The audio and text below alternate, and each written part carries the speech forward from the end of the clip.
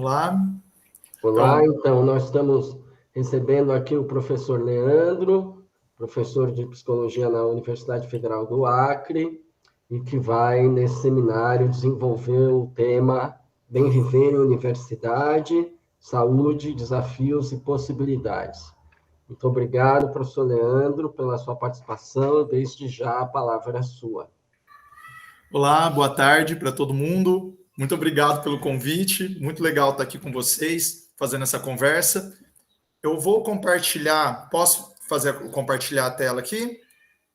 Então,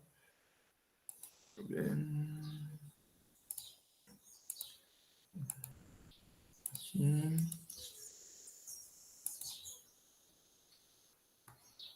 momento.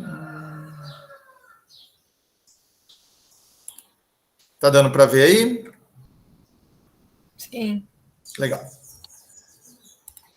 Então vamos lá. Começar a fazer a apresentação, né? Como havia a orientação, tentar fazer ela 40, 45 minutos para a gente poder conversar depois. Então, novamente agradecer especialmente o Alessandro, que fez esse convite, e a Janes também, que fez essa mediação, que possibilitou eu estar aqui com vocês hoje.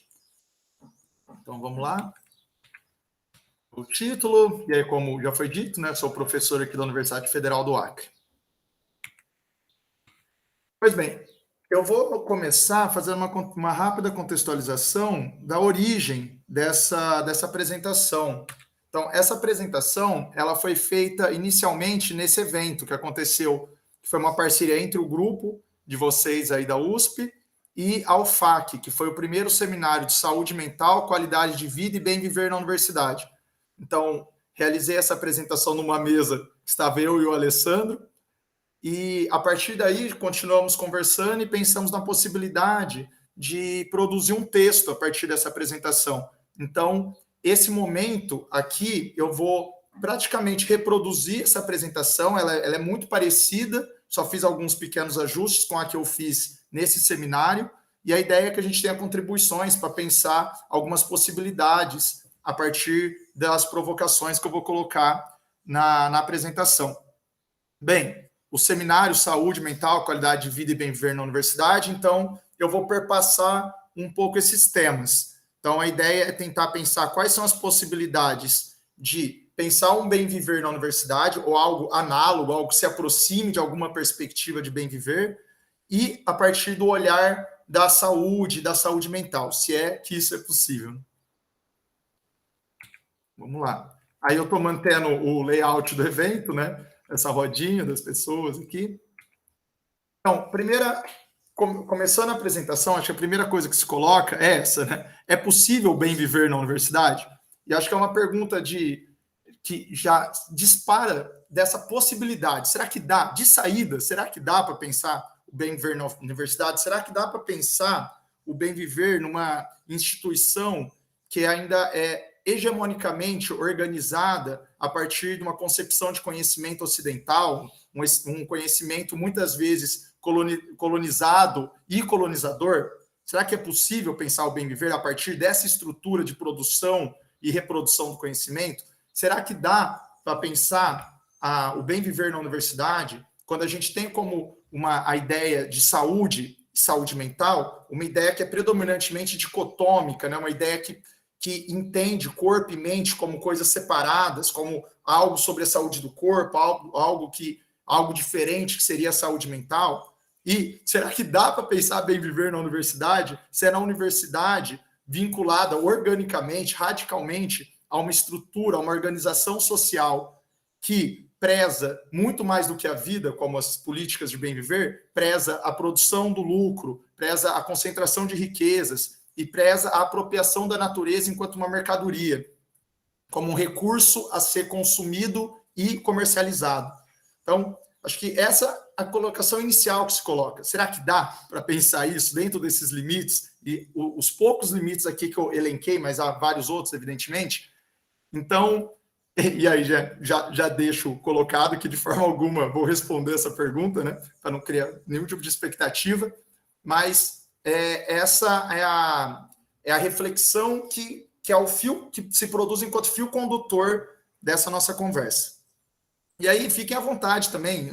Acho que o esquema é eu falar, depois a gente conversar, mas também, caso queiram fazer alguma pergunta durante também, fiquem à vontade. Estamos construindo em conjunto aqui. Então, vamos lá. A ideia de bem viver, e aí, inclusive, algumas referências de bem viver que eu utilizo são produto aí do grupo de vocês. Então, falar muito rapidamente, né? Tem uma grande variedade e heterogeneidade de definições e sentidos de bem viver. Então, vinculadas mais a concepções estadistas, a cosmovisões ameríndias, a cosmovisões andinas, a cosmovisões dos povos amazônicos. Então, eu vou focar aqui numa definição específica para compor a apresentação, mas de forma alguma ela dá conta de tudo isso, mesmo porque a gente, né, costuma colocar esse nome do bem viver vinculado a várias cosmovisões, a várias concepções bem heterogêneas e diversificadas. Mas, de forma geral, eu optei por essa definição do René Ramírez Gallegos, que compôs o governo do Equador, né, um dos poucos países, junto com a Bolívia, que se propôs a tentar trazer a ideia do bem viver para a sua Constituição, né, que é uma concepção mais estadista. Mas eu vou trazer essa concepção porque eu acho que ela nos ajuda a orientar a apresentação. Então, a partir daí, o bem viver seria a satisfação das necessidades, a conquista de uma qualidade digna de vida e morte, amar e ser amado, e o florescimento saudável de todos, em paz e harmonia com a natureza, para o prolongamento das culturas humanas e da biodiversidade. Então, essa é um pouco a definição que eu vou tomar como base para essa apresentação. Como já disse, sabendo da imensa heterogeneidade que essa proposta, esse olhar do bem viver carrega. A partir daí, vou entrar na discussão sobre saúde mental. E aí, isso muito relacionado àquele seminário onde teve origem essa apresentação, a ideia é pensar possibilidades de aproximação entre saúde mental e bem viver, se é que dá, né? Essa própria ideia de saúde mental, né, que nós constituímos de forma hegemônica aqui no Ocidente, ela também traz vícios de origem quando tentamos vinculá-la à proposta de bem viver. Mas vamos tentar pensar algumas propostas de entendimento de saúde mental, que possam ser, ao menos contraditórias ou menos paradoxais e mais aproximadas de propostas de bem viver. Bem, para começar a conversa sobre saúde mental, eu trago algumas definições tradicionais. Acho que a definição dita mais tradicional de saúde mental que nós temos é da ausência de doenças, né? Então, saúde mental entendida como uma lista de nãos, né? Eu acho que lembro quando fui fazer alguns exames médicos para entrar em algum emprego, que é muito comum, né? A médica ou o médico do trabalho pergunta, você tem alguma doença crônica? Você já fez alguma cirurgia? Você toma remédio controlado? Você tem histórico de algum transtorno mental? Seus pais têm algum tipo de doença que vale ser mencionada? Você tem tomado remédio nos últimos dias? E aí, uma lista de nãos, uma lista de negativas, supostamente pressupõe a sua saúde. Então, ainda é muito comum essa concepção da saúde enquanto ausência de doenças. Um pouco à frente dela, né, e aí, frente que traz uma concepção um pouco mais interessante, que não fica só a saúde enquanto sua negatividade, mas coloca um pouco a saúde nesse lugar da positividade, é também essa definição que é bem comum à OMS, é muito comum, né, em referências à OMS, que é o estado de conforto e bem-estar físico, psíquico e social. Que é super legal, né? Várias dimensões, dimensão física, psíquica, social, já não é mais baseada apenas na ausência ou na falta, mas se coloca como alguma coisa mais propositiva. No entanto, essa definição ela também tem problemas, em especial dois. Acho que um problema grande que se coloca nessa definição é como que a gente define esse estado de conforto e bem-estar físico, psíquico e social. Então, qual que é a definição? A partir de que momento eu estou nesse estado de conforto e bem-estar físico? É uma definição subjetiva, não é? Como que eu defino isso? E, além disso, acho que tem um desafio que se torna ainda maior, que é nós estarmos, de fato, num estado de conforto e bem-estar físico, psíquico e social. Então, qual foi a última vez que algum de nós esteve num pleno estado de conforto e bem-estar físico, psíquico e social? É pouco provável que tenha, talvez nos últimos 4 anos, pelo menos, isso tenha sido raro, né? Então, a partir dessa definição, a impressão que dá é que os momentos de saúde são momentos muito raros. Então, eu aqui falando com vocês, eu estou um pouco rouco hoje, e aí eu tô aqui meio nervoso, porque a internet pode cair enquanto eu estou falando com vocês, então, supostamente, eu não estou num bem-estar pleno, físico, psíquico e social. Então, isso significaria que eu estou doente, que eu estou adoecido? Então, essa também é uma definição interessante, comparada à ausência de doenças, mas ainda é uma definição que traz muitos desafios. E aí, eu vou tentar construir algumas outras propostas e trazer algumas leituras do que eu estou chamando de definições críticas, e eu estou chamando de definições críticas de forma muito ampla, e tentar trazer algumas definições, algumas ideias sobre saúde que se aproximam mais não só de proposições acadêmicas, mas de proposições vinculadas a lutas populares. Então, para começar essa conversa sobre as definições que estou chamando livremente de críticas, trago aqui o Dejurs, né? Clássico aí, psiquiatra, psicanalista do trabalho. O Dejurs, ele vai trazer a seguinte proposta para o entendimento de saúde, né? A saúde para cada homem, mulher ou criança é ter meios de traçar um caminho pessoal e original em direção ao bem-estar físico, psíquico e social. Então, o que acho que para essa nossa tentativa de aproximação de uma concepção de saúde ou de saúde mental que consiga ser menos distante da ideia de bem viver, o que tem de interessante aqui nessa colocação do Dejurs? E aí é importante também trazer o Dejurs, esse textinho é um textinho pequeno do Dejurs, que é sobre, acho que chama uma nova concepção de saúde. O Dejurs, ele fala sobre isso numa assembleia de sindicalistas, no ABC Paulista, em 1980, nos anos 80. Então, é interessante também pensar isso, esse esforço, essa produção da linguagem que o acadêmico traz no momento de uma assembleia de metalúrgicos no ABC Paulista. Então, essa proposta que ele traz, ela tem um foco não na saúde enquanto Estado, enquanto produto, mas na saúde enquanto processo. Então, acho que isso é o destaque aqui que eu faria.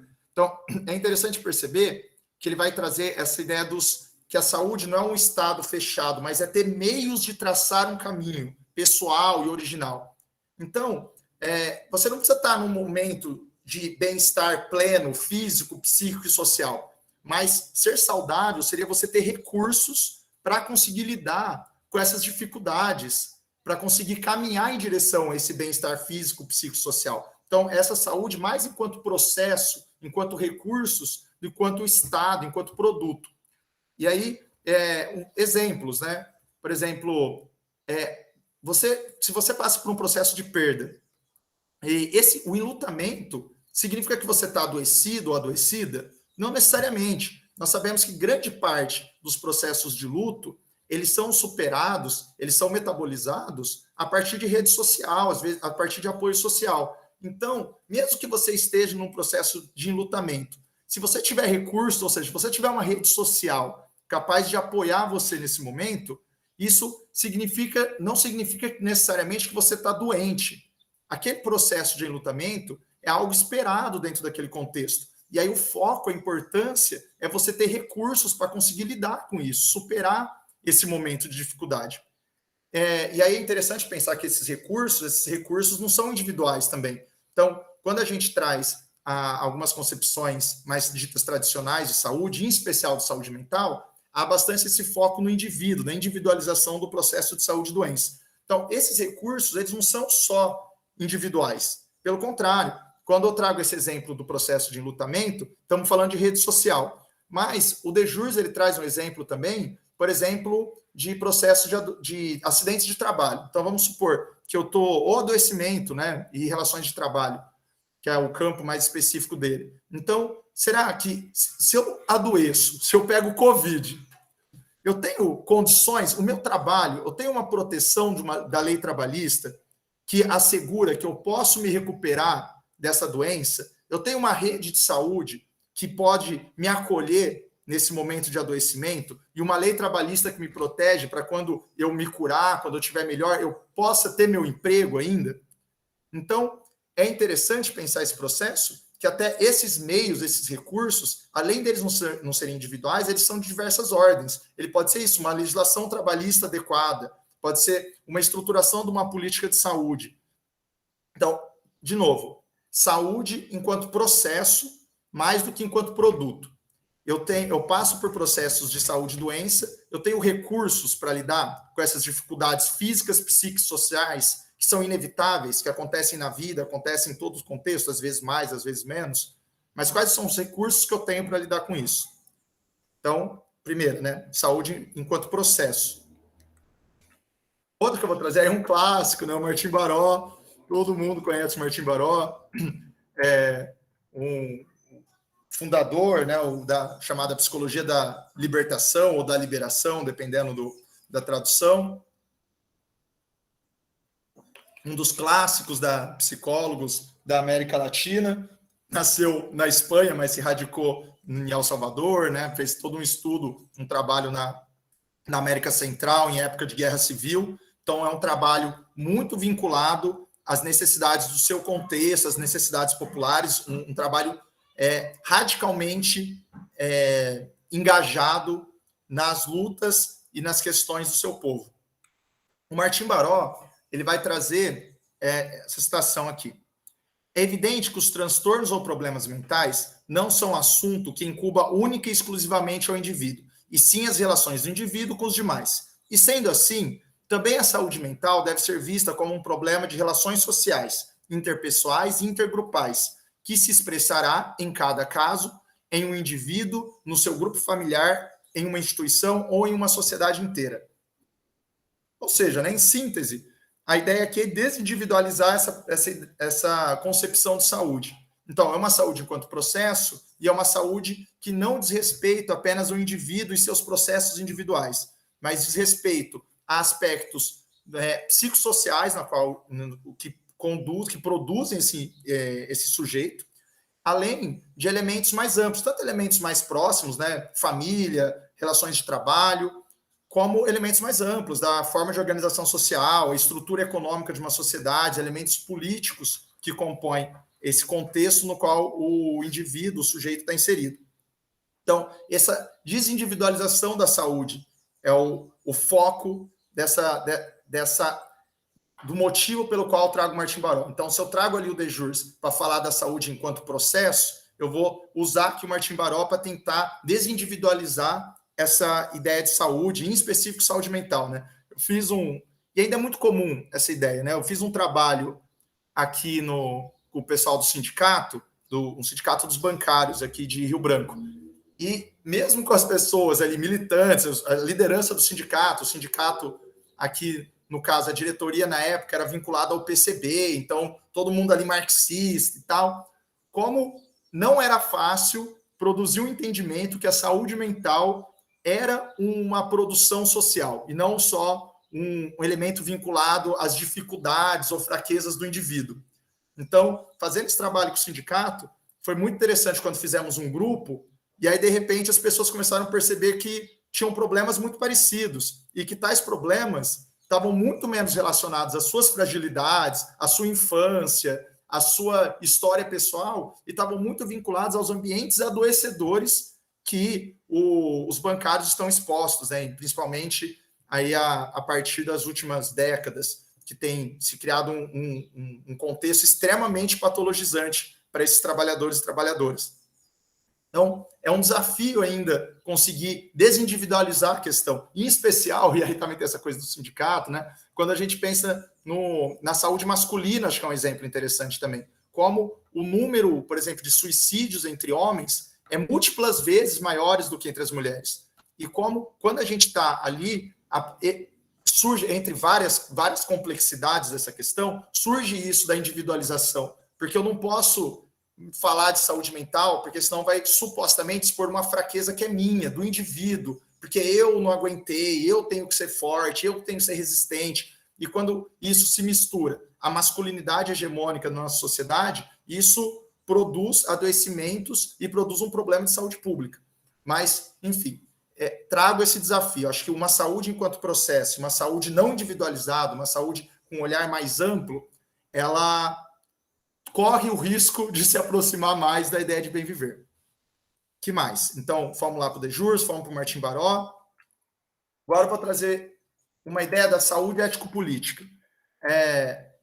E aí tem um monte de gente que fala um pouco disso, mas eu venho ali de uma tradição mais spinozana, e aí a ideia de saúde ético-política é tentar superar, então, primeira coisa, tentar superar essa dicotomia entre corpo e mente, então entender que há dimensões diferentes do processo de adoecimento, de saúde e doença, então não é querer fazer um grupo psicoterápico para tratar apendicite, mas é entender que esse processo de adoecimento, ele possui dimensões diversas, mas temos que entender essas dimensões física, psíquica, social ou psicossocial como de formas radicalmente, organicamente vinculadas. Então, esse entendimento do processo de saúde e doença como um processo biopsicossocial, né? Que essas coisas estão radicalmente vinculadas. E aí, junto a isso, essa ideia ético-política, eu vou trazer uma concepção de saúde que é vinculada ao MST. Então, saindo dos acadêmicos agora, indo para o movimento popular, não sei o quanto vocês conhecem o MST, mas o MST ele é dividido em vários setores. Então, tem o setor de educação, que é responsável por fazer discussões muito interessantes, como a discussão sobre a educação do campo, tem os setores de mobilização, de formação, de segurança, setor de brigadas internacionais. Entre esses setores, há o setor de saúde, que recebeu um especial destaque agora durante a pandemia. Eu estou compondo uma rede de saúde mental do MST, então tive essa oportunidade de me aproximar mais dos processos de produção de saúde do movimento social. E aí o MST, o seu setor de saúde, traz uma definição interessante, que eu acho que vale a pena a gente pensar também, que é: ter saúde é ter a possibilidade de lutar contra o que nos agride e nos ameaça, inclusive a doença. Ou seja, a intervenção em saúde deve fortalecer a capacidade de lutar.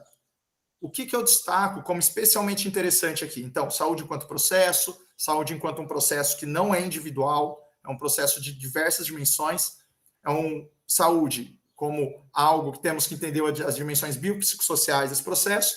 E aqui, acho que é importante destacar que há várias concepções que entendem a saúde como vinculada à capacidade de adaptabilidade, inclusive pensando de forma mais cognitiva, né? Muitas definições de inteligência são isso também, né? Capacidade de se adaptar ao meio, ao contexto. Mas o que eu vou trazer aqui, que além dessa capacidade, é evidente que essa capacidade de adaptabilidade ela é muito importante, sem dúvidas. Outras concepções vão trazer a capacidade de resistência. Então, muito vinculado ao termo, não raras vezes, né, grande parte das vezes vinculado ao termo de resiliência, por exemplo, né? Então, essa capacidade de nos adaptarmos ao ambiente e resistirmos às diversidades, sairmos fortalecidos e fortalecidas das adversidades. Aí tem aquela analogia lá famosa, que é do bambu, né? Sopra o vento, aí você dobra, mas volta.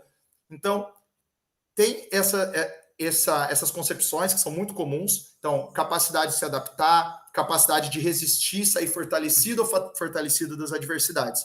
Mas o que eu destaco aqui, inspirado nessas propostas do MST, é que além de se adaptar e resistir, em especial em contextos como o que nós vivemos, ser saudável é também ter a capacidade de ter os recursos, então saúde enquanto processo, ter os recursos para transformar os ambientes que são adoecedores. E aí, saúde como não algo individual, mas algo que está relacionado ao contexto no qual eu vivo. Então, se a saúde é ter recursos, a saúde não tem a ver comigo individualmente, ela tem a ver com o contexto no qual eu estou, ter saúde não é só se adaptar e resistir ao contexto adoecedor, mas é ter capacidades de transformar esse contexto adoecedor. E é evidente que essa transformação não passa apenas e pouco por processos individuais, são predominantemente processos coletivos.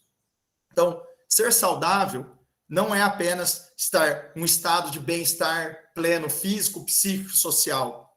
Ser saudável é ter recursos para conseguir transformar ambientes que são adoecedores. Então, essa desindividualização e esse olhar para a saúde, e em específico para a saúde mental, como uma postura ativa de saúde. Bem, e aí, continuando, a última que eu trago aqui, sobre essas chamadas definições críticas, é a da alegrimia. Aí eu não sei o quanto de vocês conhecem, eu vou falando, né? Não dá para eu saber. Mas o que é esse negócio de alegrimia? Então, comecei lá com o De Jurs, acadêmico europeu, né? Aí foi lá para o Martin Baró, que também era acadêmico, mas com esse vínculo mais direto com as lutas populares, MST, e agora chego na alegrimia, que é uma proposta de trabalhadoras rurais argentinas, na verdade. Eu trouxe aqui uma citação que foi sintetizada pelo um acadêmico. No entanto, é uma transcrição da fala delas, né? Segundo ele. Então, o que é essa ideia de alegrimia? Qual que é o contexto disso, né? Estava acontecendo um seminário lá numa zona rural da Argentina, que as pessoas estavam falando sobre esse processo, esse papo que eu estou falando aqui para vocês, né? Tipo, saúde, o que é saúde? Saúde é mais do que ausência de doença e não sei o quê. Aí, outros professores que estavam ali, naquela conversa, ele percebeu que tinha um grupo de mulheres no canto ali, tomando mate delas, na Argentina, um grupo de trabalhadoras rurais ali no canto, tomando um mate.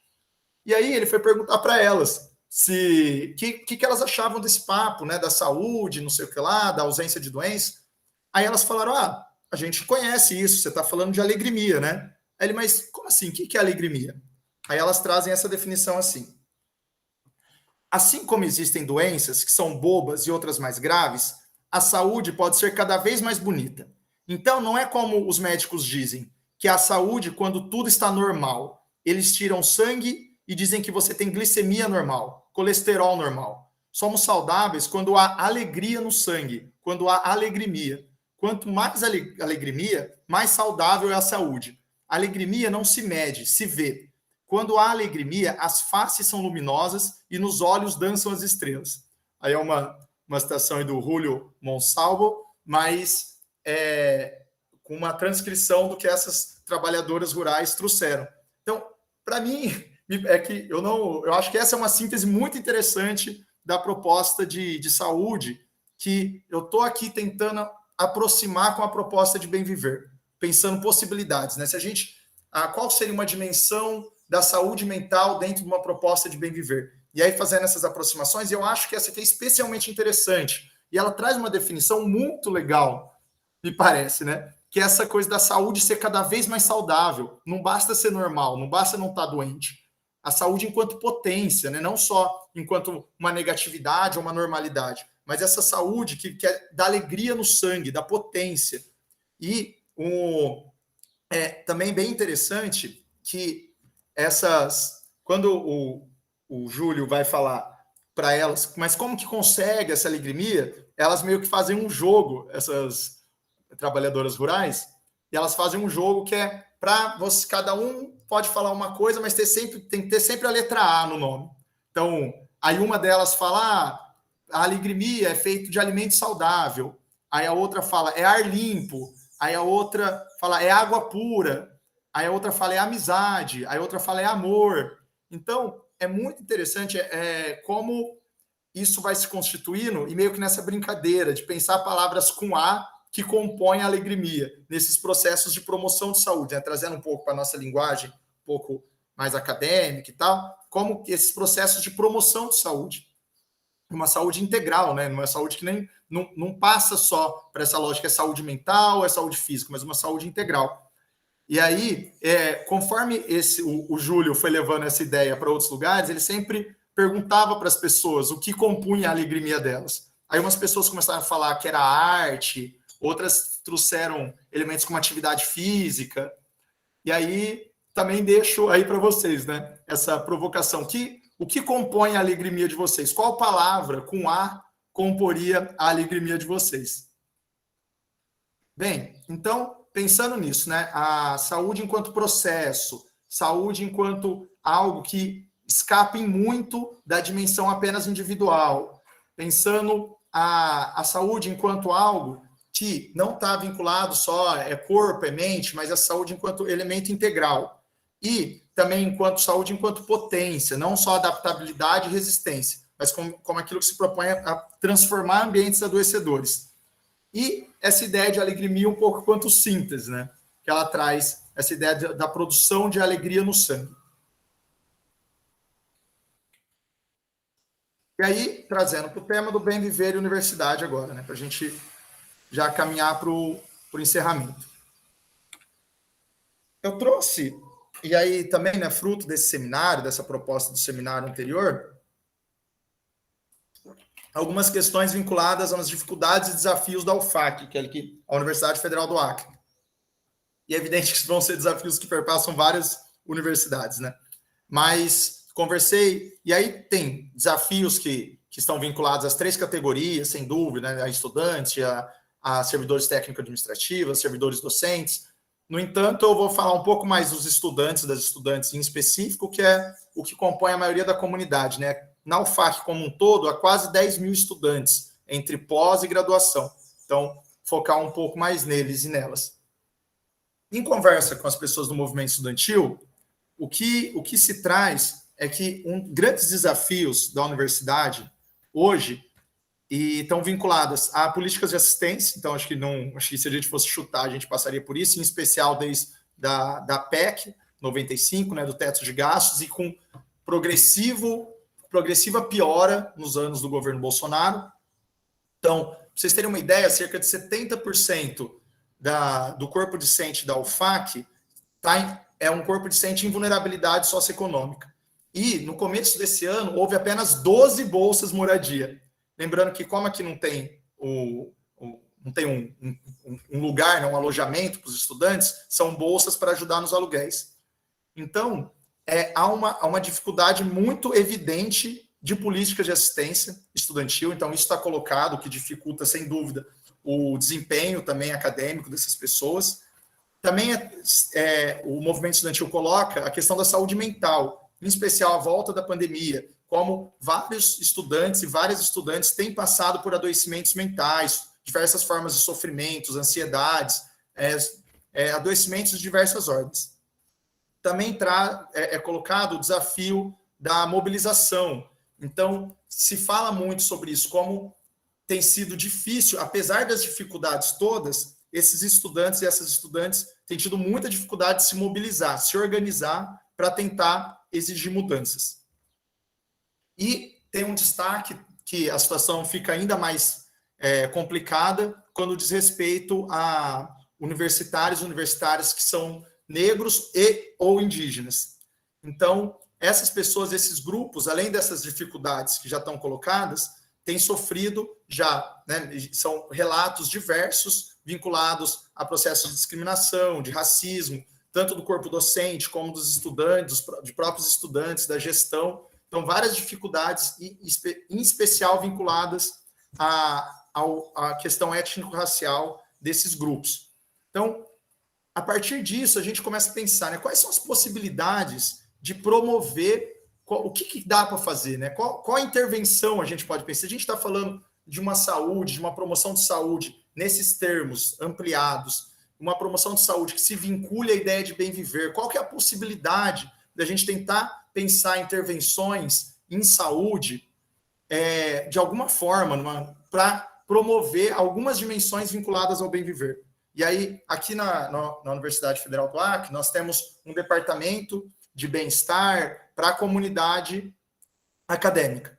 Então, são feitas intervenções, inclusive o seminário a gente discutiu muito sobre isso, né, sobre as possibilidades, pensar a partir desse lugar. Temos uma pró-reitoria de gestão de pessoas que lida com essa questão da saúde dos trabalhadoras e corpo discente.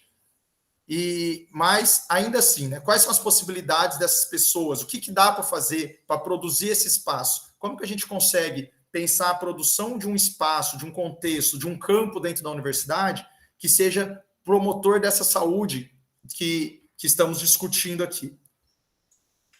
Aí eu vou trazer um resultado de algo que eu vou chamar de uma intervenção, que é o seguinte, é um relato de um resultado disso que eu estou chamando de uma intervenção.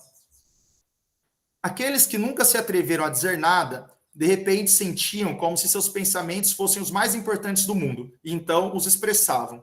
O tímido tornou-se comunicativo. O desamparado, isolado, de repente, descobriu que a força coletiva se encontra em suas mãos. O tradicionalmente apático, de repente, se engajou intensamente. Uma tremenda onda de comunidade e coesão apanhou aqueles que anteriormente se achavam impotentes e isolados. Então, que legal isso, né?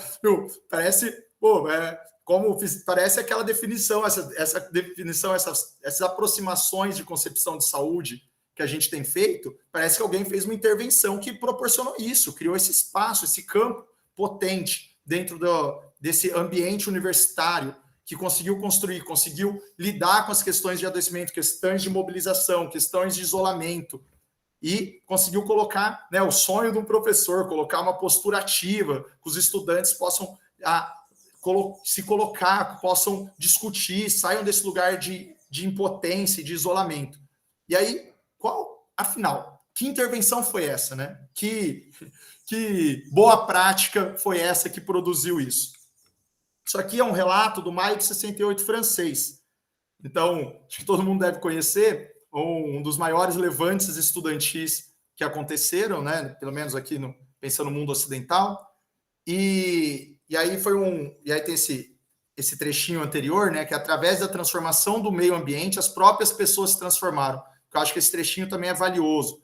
Entender processos que vão além da intervenção nos indivíduos, mas a transformação do espaço físico e social. E aí, esse maio de 68, né, acho que todo mundo conhece, já ouviu falar, mas esse grande levante estudantil aconteceu na França, que ainda hoje é comemorado, ainda hoje é influência para vários movimentos, que foi um levante, começa como um levante estudantil, depois também se torna um levante de trabalhadores e trabalhadoras, que quase derruba o governo francês da época. Então, pensar, né? Que interessante, né? Como essa intervenção, ela não veio de uma pró-reitoria, ela não veio de uma burocracia universitária, ela não veio de um grupo de intelectuais, psicólogos. Inclusive, para quem estuda análise institucional, o Lapasade, ele escreve aquele livro dele, né, de instituições, grupos, organizações e instituições, e aí, quando ele lança outra edição do livro, é depois do maio de 68. E aí o Lapasade já está se questionando se o livro dele serve para alguma coisa. Porque ele fala, não, eu tinha várias teorias sobre como fazer o espaço universitário ser mais democrático, ser mais autogerido, e de repente os estudantes fazem isso na prática, eles vão para a rua fazer isso. Eles não estão na sala de aula discutindo a autogestão, eles estão colocando isso em prática. E como essa mudança de contexto produz algo que a gente poderia se aproximar dessa saúde processo, essa saúde ético-política, de transformar o ambiente adoecedor onde essas pessoas estavam. E aí, a gente pode falar, não, mas isso é o maio de 68, isso foi lá em 68, isso foi na França, isso aí foi num mundo que não existe mais. Mas aí a gente traz os relatos do Brasil de 2016. E aí, no Brasil, em 2015, 2016... houve uma onda de ocupações estudantis, né? Imagino que vocês lembrem, que começa com destaque em São Paulo, em 2015, contra a reestruturação do agora vice do Lula, que é o Alckmin, né? Então, há toda uma proposta de uma reestruturação da educação que resultaria no fechamento de várias escolas. Então, é uma grande mobilização estudantil para evitar que isso aconteça. E essa mobilização, ela se prolonga para 2016, com outras pautas em outras cidades. 2016 é uma onda de ocupações por todo o Brasil. Eu trago um trecho aqui de um grêmio estudantil do interior de São Paulo, quando eles encerram a ocupação, que é a seguinte: enfrentamos pressões externas e internas, cansaço devido a inúmeras noites sem dormir, pensando em extremas responsabilidades que adquirimos aqui. Mas também foram dias de alegria, que serviram para nos transformar para o resto de nossas vidas. E aí, o que eu destaco aqui? É interessante a gente pensar, deixa eu colocar umas fotinhas aqui dessas ocupações de 2015, são fotos públicas, né? Então, trouxe elas. Há muitos relatos desses estudantes, dessas estudantes, falando que eles e elas aprenderam mais em semanas de ocupação do que em anos de educação formal. E não só esse aprendizado de conteúdo, mas um aprendizado de relações, de como lidar com aquelas pessoas que não estão de acordo com a sua postura, seja próprios estudantes em assembleia, seja a gestão, seja os pais, seja a polícia que vai lá tentar tirar as estudantes e os estudantes das escolas. Então, aprender a gestão, aprender relações, mas não só aprender. Esses estudantes e essas estudantes, como diz o relato, passaram por situações muito complicadas e muito intensas, de ameaças de diversas ordens, violências, desde violências verbais até violências físicas, perpetradas, seja por colegas, pela gestão, por pais, pela polícia. No entanto, como em muitos casos, esses estudantes e essas estudantes conseguiram organizar formas de promoção de saúde, mesmo nesse contexto tão adverso. Então, é muito interessante como, de novo, como mesmo diante... Então, a questão, lembrando aquela parada da saúde enquanto processo, a questão não é que não havia dificuldades, como traz esse relato. Há dificuldades, há ameaças, mas ainda assim há recursos para que sejam dias de alegria e dias que mudaram para sempre. Mudaram e os mudaram, nesse caso que estão colocando aqui, positivamente, no sentido que se sentem mais autônomos, mais preparados para outros embates que possam acontecer após essas ocupações. Então, como esse ambiente, como a mudança desse ambiente e de forma produzida a partir dos próprios estudantes, criaram elementos que conseguiram intervir nos processos de manutenção da própria escola, conseguiram mobilizá-los e mobilizá-las a vários relatos de estudantes que eram considerados aqueles que não querem nada com nada. E aí, no processo de ocupação, foram pessoas que iam para lá, que organizavam assembleia, que limpavam a escola, que faziam comida. Então, processos de engajamento que não se conseguia numa forma de organização padrão, de repente, com a mudança desse contexto, com a produção desse campo de potência, ela produz outras formas de comportamento, produz saúde, produz aprendizado, produz mobilização e faz com que esses estudantes consigam evitar o fechamento de suas escolas em 2015 e esse caso em específico que eu trouxe, que é do interior de São Paulo, conseguiram um restaurante universitário, então conseguiram incidir especificamente nas políticas de assistência estudantil. Então, conseguiram promover, e é evidente que há várias contradições, mas para o que a gente está conversando agora, esse movimento de mobilização conseguiu promover saúde, desenvolver políticas de assistência estudantil, conseguiram elaborar processos de aprendizado e de desenvolvimento, conseguiram mobilizar esses estudantes, criar espaços de identidade, discutir questões de gênero, questões étnico-raciais, questões relacionadas à sexualidade, enfim, criaram campos que parece que flertam com aquela proposta de saúde que temos conversado aqui. E aí, o que eu quero trazer agora, né? Então, trago um pouco essas provocações, dessas intervenções que produziram essa saúde potente, essa saúde que eu estou entendendo que também guarda relações possíveis com a ideia de bem viver. Então, que foram intervenções que não vieram das próprias pessoas que se auto-organizaram e proporam uma mudança das formas de relação de poder dentro daquele lugar, as formas de relação de poder dentro daquela instituição. Então, não foram só palestras, trazendo um pouco do Kurt Lewin, né? Não foram só palestras e seminários, foram mudanças concretas de relações de poder que produziram esse ambiente. E aí, pensando aqui, o bem viver e a universidade, já para a gente concluir, então, o objetivo não é uma universidade sem problemas ou sem adoecimentos, mas uma comunidade universitária potente o suficiente para lidar com tais desafios. Então, como que a gente consegue criar um espaço, um ambiente, um contexto, um campo físico e social que seja não isento de problemas, que seria uma utopia sem sentido, mas que tenha recursos para lidar com os problemas e adoecimentos que vêm à tona. Ambientes físicos e sociais, promotores de saúde ético-política, de aprendizado, de desenvolvimento, de organização coletiva e política. Então, essa ideia ampliada de saúde, e pensando na universidade, como se produz saúde, mas uma saúde ético-política, mas se produz junto a isso possibilidades de desenvolvimento, de aprendizado e possibilidades de organização coletiva e política. E aí, para isso, as minhas palavras para compor a alegria dessa universidade, para mim seria autoanálise e autogestão. Então, bem na tradição da análise institucional, se eu fosse para dizer como que eu produzo alegria dentro do espaço universitário, como que eu trago alegria para o sangue da universidade, me parece que as palavras que eu proporia seriam processos de autoanálise e processos de autogestão.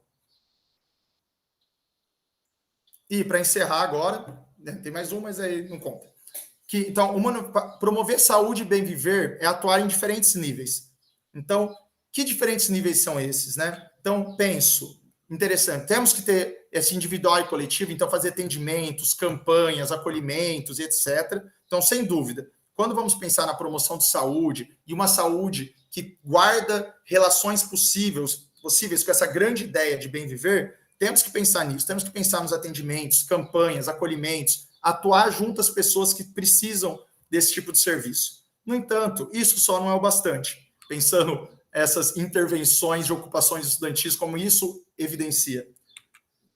Há necessidade também de uma atuação em nível institucional. Então, como a gente pensa as entidades estudantis, os sindicatos, colegiados, a própria gestão universitária? Como que a gente pensa a transformação dessa universidade, das relações de poder que tem dentro dessa universidade? Como a gente fortalece entidades estudantis, fortalece sindicatos, colegiados, espaços coletivos? Inclusive, aqui na UFAC, há um mês, 2, foi fundado o coletivo de estudantes indígenas da universidade. E é muito interessante como a existência desse coletivo, por si só, ela é promotora desses elementos que a gente tem conversado. Então, é um coletivo indígena que se propõe a acolher estudantes indígenas, a favorecer processos de aprendizado, de desenvolvimento, a promover saúde, criar identidade, criar uma rede de apoio com essas pessoas, tentar fazer mediações para que essas pessoas tenham acesso às políticas de assistência estudantil e também se fortalecer coletivamente para exigir mais diante da gestão universitária. Então, é muito interessante como a potência que carrega para tentar contribuir nesse processo de promoção de uma saúde ético-política, de um bem viver, a organização e a produção desses coletivos. No entanto, também há limites para a atuação institucional dentro da gestão universitária. Então, não tem como a gente pensar, se a gente quer pensar, de fato, na possibilidade de implementar algo que se aproxime dessa concepção de bem viver, temos que pensar de forma mais ampla, além da universidade. Então, acompanhar os processos de tomada de decisão além da universidade e se engajar no processo eleitoral. Então, não dá para esse ano nos mantermos omissos ou omissas ou nos vincularmos apenas a discussões internas à universidade. Então, não dá para a gente pensar numa política de assistência, numa ampliação de editais para organização de coletivos, como conversamos, como o Alessandro estava aqui. Não dá para a gente pensar nisso enquanto no Executivo Federal tem alguém que é inimigo das universidades, declaradamente inimigo das universidades. Então, não dá para nos limitarmos apenas à esfera institucional. Em especial, e não que antes, né, desses 4 anos fosse uma maravilha, mas sem dúvida os ataques têm se intensificado de forma significativa, né? Inclusive, é que vocês estão numa estadual, né? Mas as federais tiveram outra contenção de gastos absurda, né, na semana passada, que corre o risco da gente não conseguir pagar as contas de luz da universidade. Bem, e por último, não dá para a gente se limitar apenas ao processo político institucional. Se a gente, de fato, quer pensar as possibilidades da criação de um espaço de bem viver, seja na universidade, seja seja na escola, seja numa organização social, num movimento, num sindicato, numa entidade que seja, numa comunidade, é importante também pensar como que a gente consegue propor e não perder de vista o horizonte de uma transformação social mais ampla. Entender que, enquanto estivermos numa organização social que tem como prioridade o lucro, a concentração de riqueza e a destruição da natureza para transformação em mercadorias, aquilo que o Davi Copenau, né, nos chama, os ocidentais, chama do povo da mercadoria, enquanto formos o povo da mercadoria, não dá para a gente querer sonhar com a possibilidade de uma implementação de fato de um bem viver. Claro, a gente luta por isso e consegue espaços, campos, frestas para conseguir implementar aquilo que é possível, mas há limites evidentes enquanto nos configurarmos enquanto povo da mercadoria. Então, se coloca essa necessidade de superar essa forma de organização social que nos coloca nesse lugar. Bem, por fim, trago só uma citaçãozinha do Krenak, que é: quando pensamos na possibilidade de um tempo além deste, estamos sonhando com um mundo onde nós, humanos, teremos que estar reconfigurados para podermos circular. Vamos ter que produzir outros corpos, outros afetos, sonhar outros sonhos, para sermos acolhidos por esse mundo e nele podermos habitar.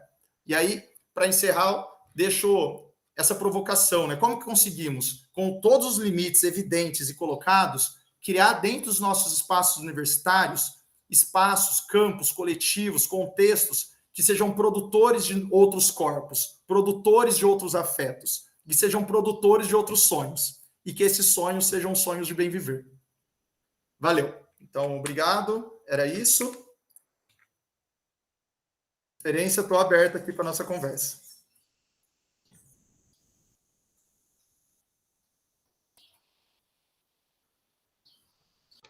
Muito obrigado, professor Leandro.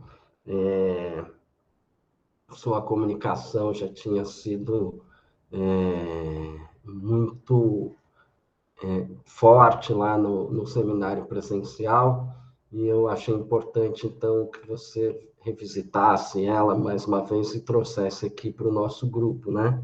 Eu vou deixar, então, inicialmente a palavra aberta aí para quem de vocês quiser comentar ou fazer alguma pergunta para o professor. Vamos lá?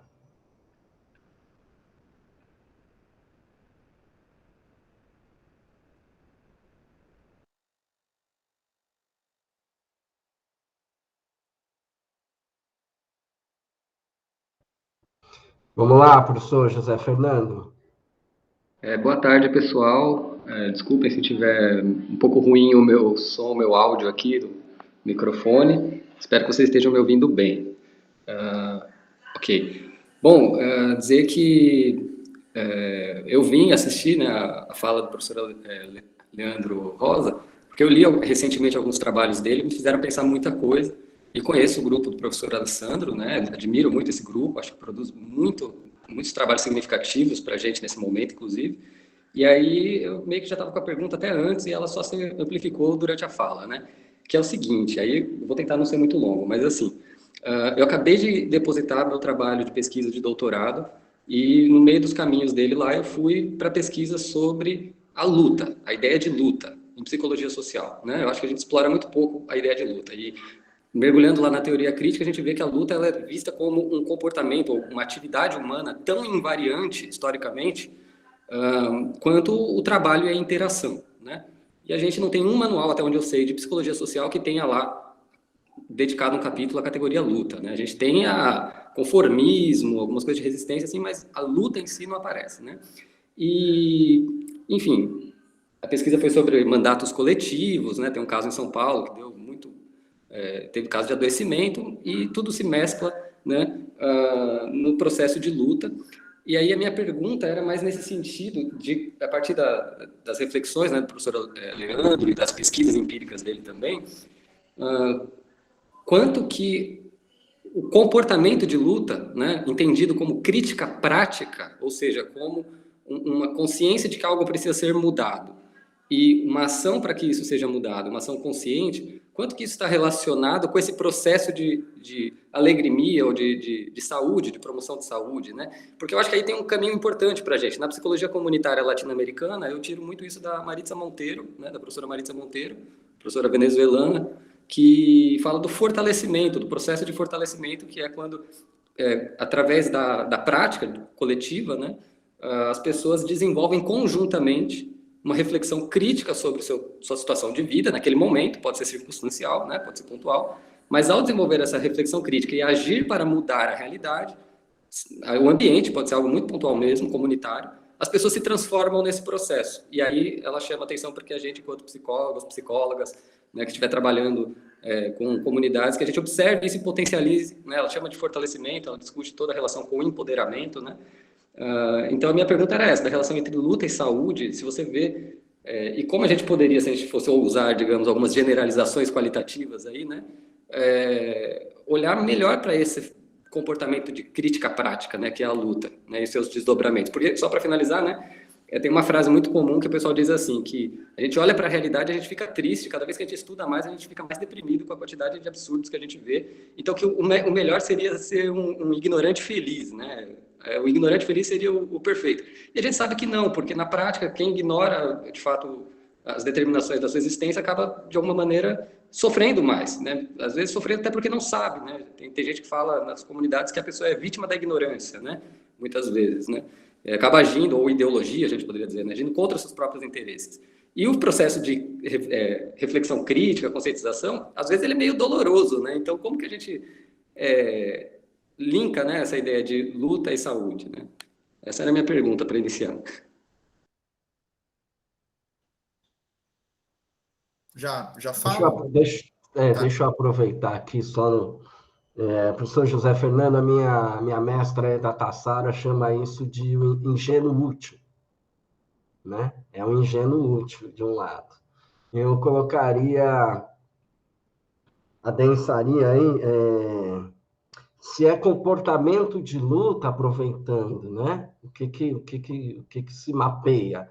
Se é o comportamento de luta ou se é a adesão ao comportamento de luta, né? A adesão a um comportamento de luta. E, na tradição que nos cabe, né, como é que se estudaria isso? Como é que se mediria isso, essa adesão a esse comportamento de luta? Tá? Obrigado. Legal.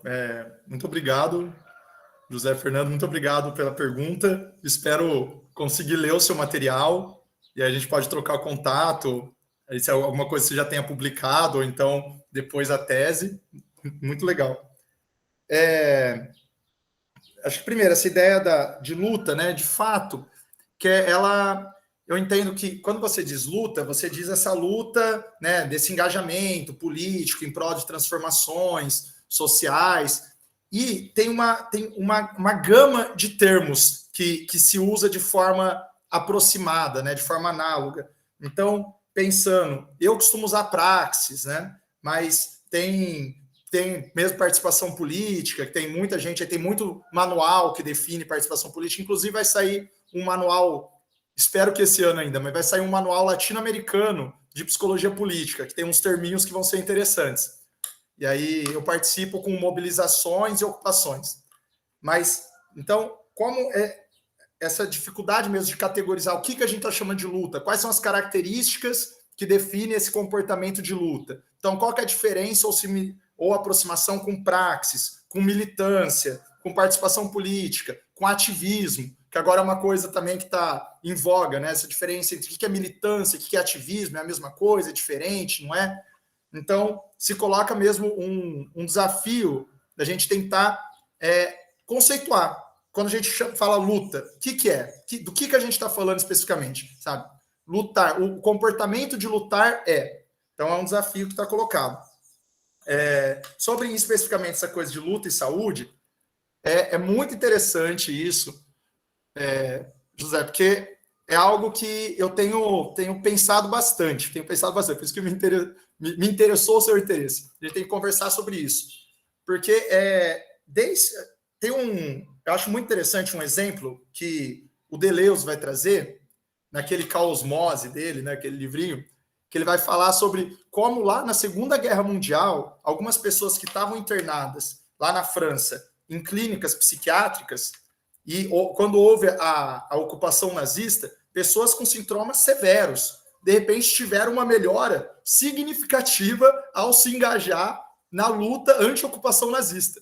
Então, é muito interessante. E aí o próprio Deleuze vai trazer que quando ele começa o trabalho dele na clínica da época, né, Laborde, tem toda, né, a tradição, ele fala que os primeiros, ele chega lá com a sua formação, né, em saúde mental, em processos de adoecimento, e ele vai dizer que os primeiros meses dele, o que ele realmente precisou usar ali, que ele sentiu que estava ajudando, era a experiência dele em militância.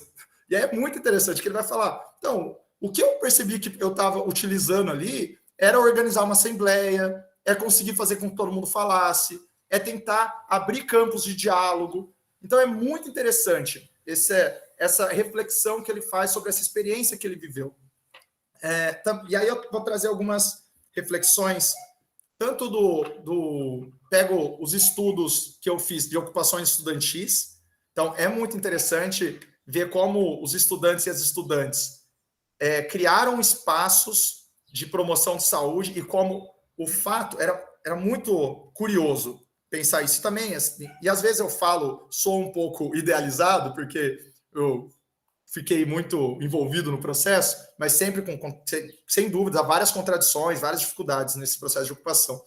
Mas como eles e elas falam das dificuldades da ocupação, como foi difícil, como foi tenso, como ficaram um tempo sem dormir, como não tinham dificuldade de comer, às vezes, se alimentar, mas como esse processo de se apropriar do espaço da escola e sentir que podia fazer algo para mudar esse contexto era muito promotor de saúde.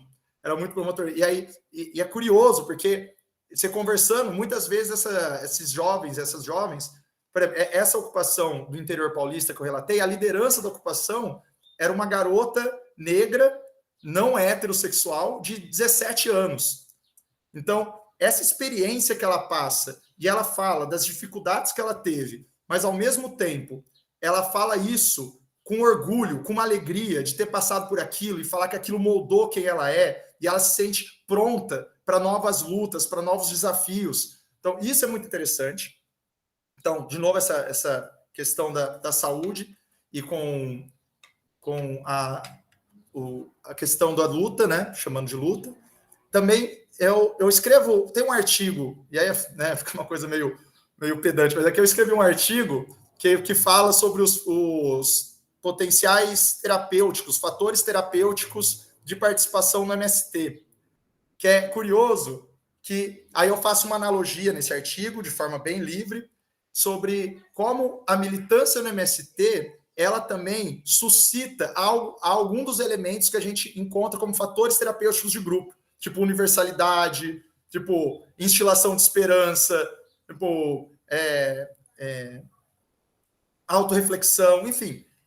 E aí tentando discutir isso e trazendo esses relatos, porque eu lembro de um relato bem marcante de uma militante do MST na época do meu mestrado, que ela fala: antes eu era um cachorro sem dono antes de entrar aqui, eu era uma mulher negra de periferia com 9 filhos, ninguém me aceitava em lugar nenhum, as pessoas me humilhavam. Agora aqui, quando eu chego no MST, eu venho por terra, mas quando eu chego aqui eu percebo que eu ganho muito mais coisa, eu ganho o respeito das pessoas. Antes eu era um cachorro sem dono, hoje eu sou uma joia rara. Então é muito interessante como ela faz essa distinção, e não dá para achar que essa distinção entre cachorro sem dono e joia rara é só uma questão de conscientização política, no sentido mais cognitivão do termo, né?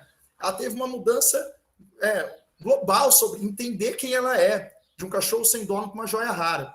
Então, é comum nesses relatos do pessoal da MST que eu, durante o mestrado, que eles trazem isso. Pô, eu chego lá porque eu queria um pedaço de terra. Eu não conseguia pagar aluguel, eu estava passando fome, meus filhos não tinham para onde ir. E como essas pessoas colocam que, com o tempo, se torna mais importante, e aí no relato delas, se torna mais significativo, parece mais nos relatos, mais do que o pedaço de terra, é o que significa estar ali com aquela comunidade, com aquelas pessoas. Ai, caramba, quanta coisa, né? Mas vou tentar ser bem sintético. A gente estava tendo o processo de desapropriação do assentamento Marielle Vive, do acampamento Marielle Vive, que fica em Campinas, Valinhos. Então, teve uma mobilização grande aí na região, no Brasil inteiro, na verdade. E aí, nós da Rede de Saúde Mental da MST, nós elaboramos um documento que a gente mandou para o Ministério Público sobre um parecer que, olha só, que curioso. No começo, a ideia era fazer um parecer de como as pessoas, se perdessem aquele território, elas iam adoecer. Então, a ideia era essa, mostrar como a perda daquele território para aquelas famílias seria adoecedora. Só que no processo de pesquisa, se evidencia que, na verdade, em vez da gente falar do adoecimento, da possível perda do território, a gente tinha que falar da promoção de saúde, que é estar no território. E aí é bonito os relatos, é muito bonito os relatos. E aí, se houver interesse, eu posso disponibilizar para vocês esse documento que a gente fez e mandou para o Ministério Público, mostrando nos relatos, a gente teve que fazer muito rápido, né, porque estava tudo muito, né, a polícia já estava batendo na porta, mas como as pessoas trazem esse relato de como é fundamental estar ali, ter uma vida digna também, que afinal, isso também é promotor de saúde, né, ter uma vida digna, ter uma alimentação, ter ali um lugar para morar, um teto, um abrigo. No entanto, quanto além disso, esse fato de estar numa comunidade, tinha um relato de uma pessoa que foi foi uma pessoa em situação de rua por mais de 10 anos, morava na Cracolândia. E aí a pessoa diz que, ao se engajar no processo de luta, sentir parte daquela comunidade, para ele não faz mais sentido ter um uso abusivo de droga como ele tinha na outra época, porque agora, antes as pessoas não olhavam para a cara dele, elas atravessavam a rua, agora ele é responsável por levar o caminhão-pipa na cidade. Olha que foda isso. O cara que as pessoas não olhavam na cara, agora é o cara que leva água para as pessoas. E aí ele fala das crianças vindo correndo quando ele chega, felizes, gritando o nome dele. Então, como esse processo de estar num movimento social e é claro, a gente está falando de forma muito ampla, né? Mas tanto esse engajar-se na luta, produzir transformação, sentir que não está impotente, né? Sair desse lugar, usando o termo mais talvez da área do comportamental, né? Que é o cognitivo comportamental, que é sair desse desamparo aprendido, sair desse lugar de não dá, não tem nada que eu faça que pode gerar alguma coisa. Como estar no movimento produz esperança que consegue lidar, consegue, às vezes, superar esse lugar de desamparo aprendido. Seja nessa possibilidade de mudança, de eu não estou sozinho, não estou sozinha, nesse espírito de comunidade, como também na possibilidade de atuar no mundo, de sair desse lugar, tipo, pô, não adianta, não tem nada que eu faça que faz mudar a realidade. Então, fico aqui, né, nesse desamparo. E aí, por fim, só para encerrar de vez, e aí é evidente que há muitas questões. A gente, na rede de saúde mental do MST, tem ficado evidente o quanto participar de um movimento social é pesado, em especial nesses últimos anos, tem sido adoecedor, tem sido um desalento, isso é muito difícil. Mas como também, como a gente pode contribuir, como criar espaços onde as pessoas possam compartilhar essas dificuldades, compartilhar esses desafios, tem sido potente. Na rede do MST, isso tem aparecido com alguma frequência. E aí a gente está fazendo isso agora, né? Estamos começando um grupo de extensão aqui na Universidade Federal do Acre, que a ideia é criar grupos de acolhimento e de troca para promoção de saúde de militantes de direitos humanos e militantes socioambientais, ou ativistas, né? Veja como a pessoa se identifica. Mas, então, como que é adoecedor? Tem sido muito difícil, muito adoecedor. Então, a gente pega relatos de pessoas que falam, pô, por causa do movimento, eu tive um derrame por causa do movimento. Tive um derrame. Mas faria de novo, porque o movimento constitui o que eu sou. Eu sou o que eu sou por causa do movimento, por causa da luta que eu fiz e a luta que eu faço. Então, é até difícil nas nossas concepções mais tradicionais de saúde elencar, né, os prós e contras. Mas acho que é um desafio que está dado e me parece, nossa, encerrando para sempre mesmo, a gente está com um processo agora na escola do MST, na Florestan Fernandes, que é tentar pensar processos de promoção de saúde e de cuidado junto aos cursos da Florestan Fernandes. Então, como que a gente consegue colocar junto à militância, assim como é fundamental para a militância ter o processo de formação, isso é lugar passivo, ser também fundamental para a militância ter um lugar de cuidado, ter um lugar de promoção de saúde. Então, como me parece que essa é uma questão, que nós, das áreas psicossociais, podemos contribuir. É isso. Valeu.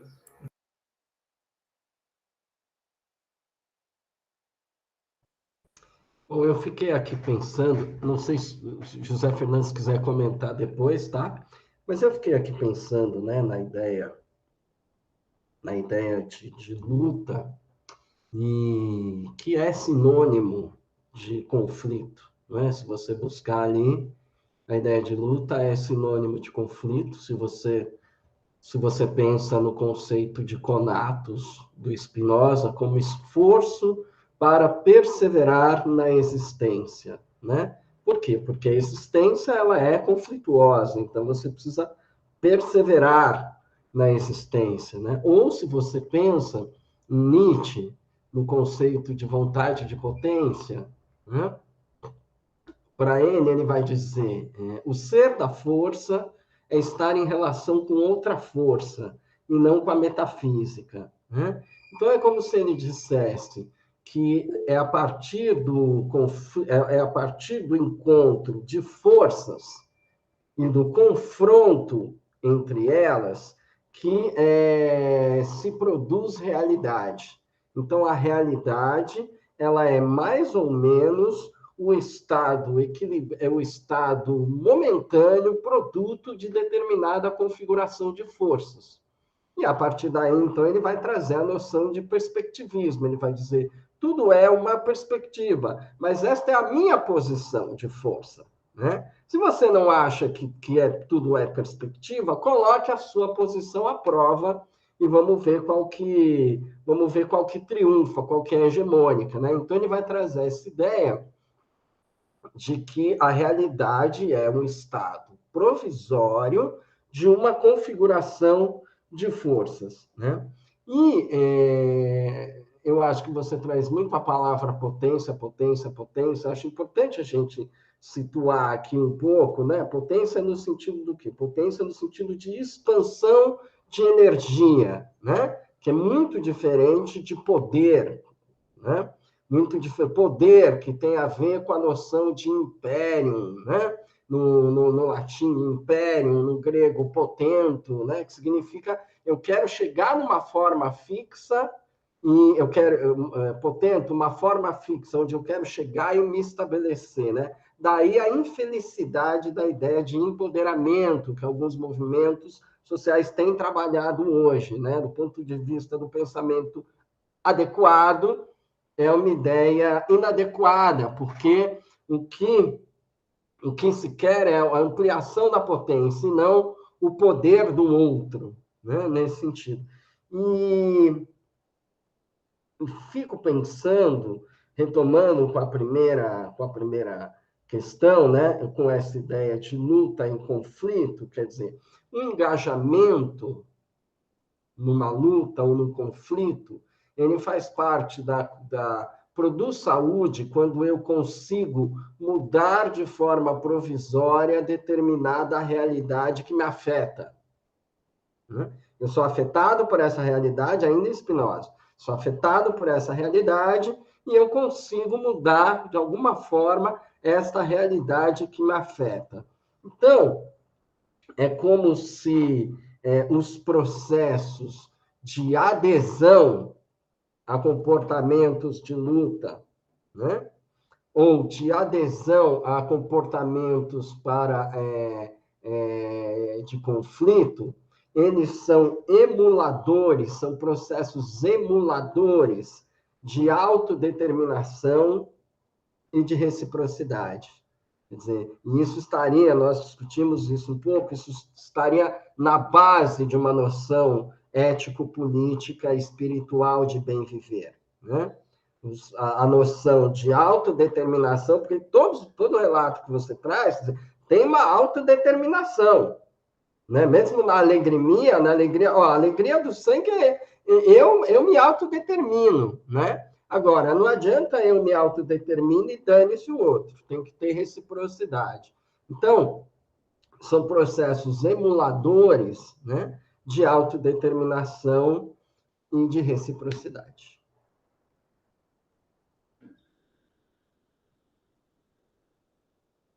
E a gente tem a professora Cássia, que levantou a mão, depois o professor Danilei.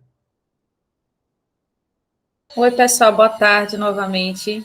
Professor Leandro, obrigada pela apresentação. Eu vou pedir desculpa se você tratou do assunto e eu não me atentei muito, porque eu precisei sair para atender um telefone. Mas, assim, explicando o contexto da pergunta, né? Eu venho de 8 anos de trabalho na Pró-Reitoria de Ações Afirmativas e Assistência Estudantil, e, para nós, a ideia de vulnerabilidade socioeconômica ela é fundamental no desenvolvimento dessa política pública de permanência, né? e exatamente pensando a vulnerabilidade socioeconômica como algo imposto estrategicamente, né, dentro desse modo de produção que nós temos, dentro da forma como o Brasil se organiza socialmente. Aí, quando você falou do desamparo aprendido, eu fiquei meio assim, suspenso, né? Eu digo, como assim algo desse tipo pode ser aprendido? Então, a minha pergunta é isso, né? Pensando que, é claro que eu estou falando aqui da perspectiva da noção de vulnerabilidade socioeconômica como motor da política pública de permanência da universidade, na universidade, né? Mas, assim, como você vê o diálogo entre essas duas? Eu consigo compreender o que você trouxe sobre desamparo aprendido, que isso está dentro de um contexto de organização, movimentação para autodeterminação, para a luta política, o que de forma alguma é incompatível com a questão da vulnerabilidade, até porque o próprio compartilhamento da situação de vulnerabilidade engendra o estímulo para a participação na vida política. Mas é isso que eu queria que você comentasse um pouco, como se existe ou seria esse possível diálogo entre a ideia de desamparo aprendido e a noção de vulnerabilidade socioeconômica, de modo parco, como eu trouxe aqui agora, né? A noção de vulnerabilidade socioeconômica.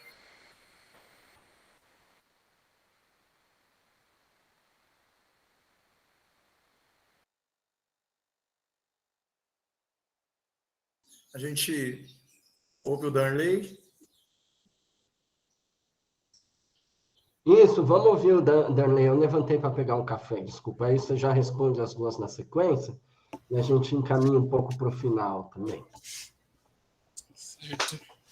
Eu queria, sobre o seminário, mais agradecer mesmo, Leandro, porque eu achei que você trouxe muita coisa de uma forma assim bem leve, bem tranquila e que vai contribuir bastante para a nossa discussão aqui do grupo também, no Bem Viver, né? E aí eu estava pensando tanto na questão do que você estava falando do MST e o que o José Fernando falou, né, sobre luta, sobre o conceito de metacontingência da análise do comportamento. Porque eu acho que é um conceito que se discute muito mais voltado para a empresa, né, para organizações e tudo mais, mas que talvez coubesse um pouco nesse nicho assim, de luta, de movimento social, porque ele consiste em comportamentos individuais entrelaçados, né, de várias pessoas se comportando de uma forma, com o objetivo de obter um produto específico ali. Então, se eu fosse pensar talvez no movimento social ou na luta aqui, né, como o José colocou, sei lá, o movimento negro, várias pessoas ali individualmente se comportando para que a gente conseguisse conquistar as cotas, não sei, alguma coisa nesse sentido. Então foi mais eu fiquei pensando aqui será que não cabe essa definição também para a gente ampliar um pouco do conceito de luta, movimento social, enfim. Mas no mais, agradecer para você aí, o seminário. Muito obrigado. É legal, é isso aí. Por isso que a gente tem analistas do comportamento. Não somos sectários, não somos fechados, nós temos todas as psicologias conosco aqui.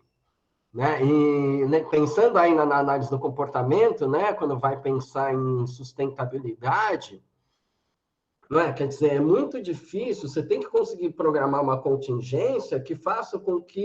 Por que as pessoas não conseguem pensar no futuro ou guardar recursos naturais para o futuro, para as próximas gerações? Porque elas sentem que tem que ganhar alguma coisa agora. Então, você tem que programar contingências que produzam comportamento onde o cara se sinta ganhando alguma coisa agora, deixando uma coisa para o futuro. Isso é o campo da psicologia, né? Não estamos na sociologia, não estamos na antropologia, estamos na psicologia, né? Nós fazemos intervenção, nós fazemos o planejamento da cultura para mudar comportamentos. Então, fico muito feliz aí com esse tipo de contribuição e quis dar mais uma para a gente poder pensar nesse eixo aí da autodeterminação e da reciprocidade. Primeiro, muito obrigado pelas perguntas e comentários. Então, só para agradecer o Derlei, obrigado por trazer essa ideia. Vou estudar mais sobre isso e pensar possibilidades. Muito legal mesmo. Pensar, porque normalmente é menos comum que as pessoas que estudam movimentos sociais normalmente usam de outras perspectivas na psicologia, né? E eu acho muito promissor a gente pensar essas outras possibilidades também a partir da análise do comportamento. Muito legal mesmo. Obrigado. Aí, Cássia, para ver se eu entendi bem o que você está trazendo, você vai trazer meio que uma dúvida da possível compatibilidade entre desamparo aprendido e vulnerabilidade socioeconômica, se é possível pensar uma relação entre elas, ou te parece que para você são elementos incompatíveis, que não conseguem. Parece isso? E por quê? Porque o desamparo aprendido parece algo mais individualizante, diferente das vulnerabilidades socioeconômicas, é por aí? É mais ou menos na perspectiva social de quem demanda de políticas públicas de permanência na universidade, não é? A nosso ver ali, há um atravessamento social dessa desigualdade de modo estratégico. Então, eu me pergunto não estou negando que eles existam, mas eu me pergunto que elementos, né, o sujeito individualmente ou coletivamente tem para transpor essa barreira da desigualdade que não seja o acesso à política pública. Legal. Quando eu ouço a ideia de desamparo aprendido, embora eu saiba que você está tratando disso aqui no contexto de mobilização e de engajamento subjetivo na luta, nos movimentos e na luta coletiva, me chamou a atenção mais essa questão individual. Legal. Não é? Bacana. Do tipo, e como é que isso se relaciona um pouco com a questão da vulnerabilidade. Não sei se eu consegui ser clara. Eu vou falar um pouco também, né? E aí a gente vai conversando. Obrigado por trazer isso. Bem, o que me parece, eu vou tentar trazer como exemplo uma das situações da ocupação estudantil. Lá em Catanduva, que é a cidade do interior paulista, né? Uma delas que eu fiz a pesquisa, no Instituto Federal, havia uma política muito séria vinculada a corte de gastos na política de assistência. Então, havia essa política que sistematicamente estava havendo corte de gastos. E, inclusive, não havia refeitório, e aí tornava a coisa mais complicada ainda, né? As pessoas tinham que trazer comida de casa, tinham que ir embora comer, e são cursos integrais do Instituto Federal, né? Então, esses desafios. O que me parece que, nessa situação específica, tentando ser menos abstrato, para tentar dar o exemplo, havia essa situação de tentativa de acesso à política de assistência e a negação desse acesso prolongado fez com que algumas daquelas pessoas desistissem de tentar esse acesso. Então, havia muitos estudantes e muitas estudantes que, quando começou-se o processo de mobilização para tentar reverter esse lugar da política, para exigir as políticas de assistência, esses estudantes, muitos deles falam, pô, isso não vai rolar. A gente não dá, a gente está há anos pedindo isso, nunca deu certo, a gente nunca fez ocupação nenhuma aqui, a gente já fez mobilização, já fez greve, não deu certo. É um pouco isso que eu estou fazendo uma relação com o desamparo aprendido, de forma também bem livre, né? Se a gente for pegar o rigor do termo, a gente temos que ser mais cuidadosos e cuidadosos, mas estou falando um pouco mais solto. Então, como essa situação de vulnerabilidade produziu nessa pessoa uma postura dela falar, não dá mais, chega, não dá, não tem o que fazer. E como, felizmente, algumas pessoas conseguiram instilar alguma esperança e fazer com que essas pessoas saíssem do desamparo aprendido. Então, esse processo, que aí é algo a ser pensado, como se deu essa mobilização, então não foi o indivíduo que... Ele não é a causa do desamparo, eu estou desamparado, não é o grande problema, o problema é o indivíduo que está desamparado, mas um indivíduo nesse estado de desamparo aprendido dificilmente vai se mobilizar para lutar pelos seus direitos. E aí, o desafio que se coloca é como que a gente consegue superar esse momento, superar esse estado de desamparo, para que essa pessoa tenha capacidade, tenha recursos para se mobilizar e aí exigir seus direitos. Então, também não, superei o desamparo, então superei a vulnerabilidade, não. Mas como que nós podemos pensar espaços, mecanismos, formas, conceitos que nos ajudem a potencializar, a fortalecer essas pessoas, esses sujeitos, para que coletivamente possam exigir seus direitos. E aí, continuando no exemplo, essas pessoas se mobilizaram, conseguiram se mobilizar, muitas delas trazem nos depoimentos, isso é interessante, falando, eu achei que não ia dar em nada. Eu tinha certeza que não ia dar em nada, porque a gente já fez muita greve aqui, nunca deu em nada. Mas que bom que tinha gente que não pensava como eu. E aí acabou que deu certo. Conseguimos um restaurante universitário, e aí fala de outro lugar, né? Enquanto a gente está falando da gestão, está falando do pessoal que estava ali batendo de frente com a gestão, né? Exigir no restaurante universitário, e aí disputa essa verba, vai para o MEC, conversa, fala com o reitor e tal.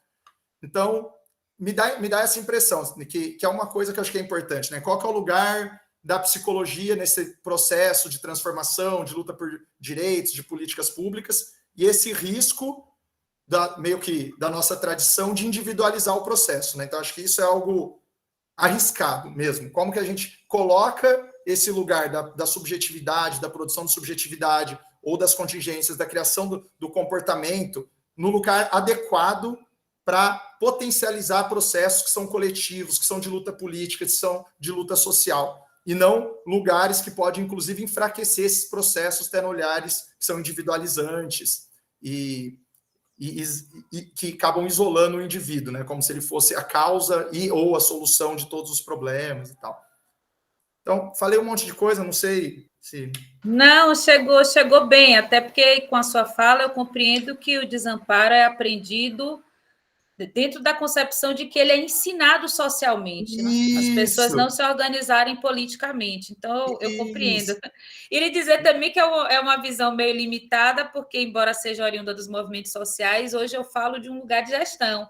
Aí eu fico pensando assim, como não atender coisas que são básicas, né? Porque deixar que as pessoas tenham que se desgastar tanto emocionalmente, psiquicamente, para produzirem lutas por algo que deveria ser básico, né? Mas eu entendo que a gente está em situações bem diferentes. Obrigada, mas tirou minha dúvida, sim. Eu que agradeço, Cássio, e ficou, né, espero que muitos gestores e gestoras tenham essa postura, né? Torço para que o pessoal aqui da UFAC tenha essa postura também. É isso, o desamparo ele é aprendido, mas predominantemente pelas questões contextuais. E aí gera efeitos emocionais, comportamentais e cognitivos, enfim, tem todo um papo. Que é isso que o Darley coloca aqui, né? Ele é produzido quando não tem acesso a recursos, reforços, isso quando sente que não muda o ambiente, né? Seu comportamento não muda o ambiente. Vem desde os estudos lá com roedores, aí depois vai para humanos, né? Toda do Seligman, que depois vai fazer a psicologia positiva, e tem toda uma polêmica disso aí. Mas é algo... É um mecanismo, né? Ali, uma ferramenta conceitual que pode ajudar em algum momento, parece.